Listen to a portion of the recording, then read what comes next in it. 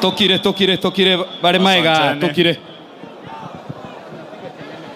Kwa familia ya Mama Teresa, jamaa, marafiki na wote wa Kitutu Chache South, tumeleta pole zetu kama mjumbe wa Kitutu Masaba na jirani wenu mkubwa.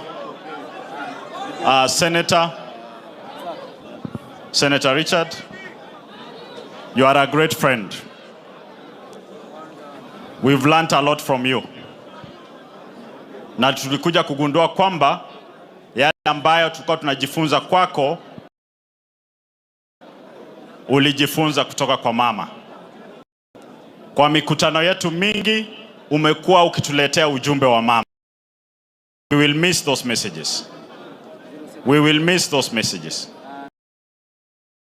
And they were genuine.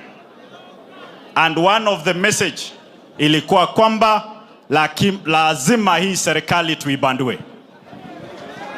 Huo ndio ujumbe mmoja mama alikuwa anatuma.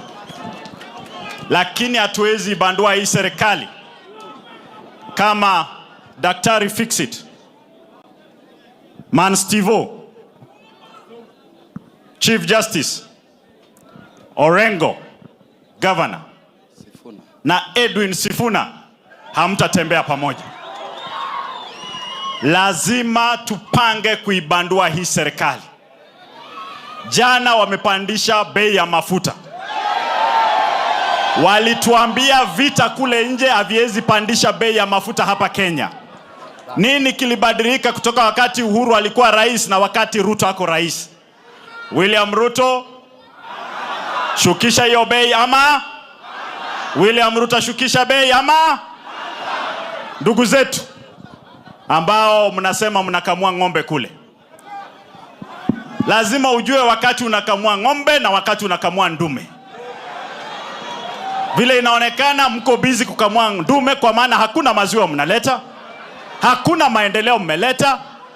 Sasa mmaliza kuweka majiwe ya msingi hapa Kenya, mmesema mnaenda kuweka majiwe ya msingi taifa jirani ya Tanzania. Sasa mnapeleka refinery kule Tanga. Huo ni uongozi gani? Kama mjui kumshauri rais wenu, mumwambie kwamba mwaka kesho apange. Hata Sugoi alisema hataki kwenda, aende Singapore peke yake. Kwa hivyo kutimiza maombi ya mama ambaye alikuwa anatuma kijana yake no mukarakariole twarorira rero, lakini tunakuheshimu. Ule ujumbe tunajua kwamba rais wa 6 wa taifa la Kenya amekaa hapa leo na atazungumza na nyinyi hapa leo. Sisi wote tutasimama pamoja kwa ujumbe mmoja kwamba William 2027 tafadhali enda nyumbani, mambo ni one. Usuru unakujua utamtetea na kuombea mema. Asanteni sana na Mungu awabariki. Asante sana. Asante sana. Si ameongea vizuri? Takuwa netibu ya mtavunja protocol kidogo, ni muite Mama Millicent. One word tafadhali. Huyu ni next member of parliament kutoka Nairobi.